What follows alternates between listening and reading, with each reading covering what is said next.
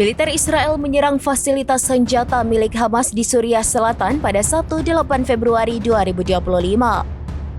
Serangan itu dilakukan menggunakan jet tempur militer. Israel menegaskan akan terus membongkar kekuatan Hamas di berbagai lini. Mengutip Kompas.com, serangan itu bagian dari upaya Israel untuk mencegah penguatan militan Hamas. Sebagai informasi, sejak 2011 Israel telah melancarkan ratusan serangan di Suriah terhadap target terkait Iran dan militer Suriah. Serangan itu bertujuan mencegah aset militer Suriah jatuh ke tangan musuh pasca pergolakan di negara tersebut. Selain itu, pasukan Israel juga telah memasuki zona penyangga Perserikatan Bangsa-Bangsa di dataran tinggi Golan. Di sisi lain, gencatan senjata di Gaza masih berlangsung dengan pertukaran sandera Israel dan tahanan Palestina. Namun Israel tetap menegaskan tekadnya untuk menghancurkan kelompok Hamas. Serangan ini dianggap sebagai bagian dari upaya Israel melindungi keamanan nasionalnya. Hingga kini, situasi di kawasan masih dalam ketegangan tinggi akibat konflik berkepanjangan.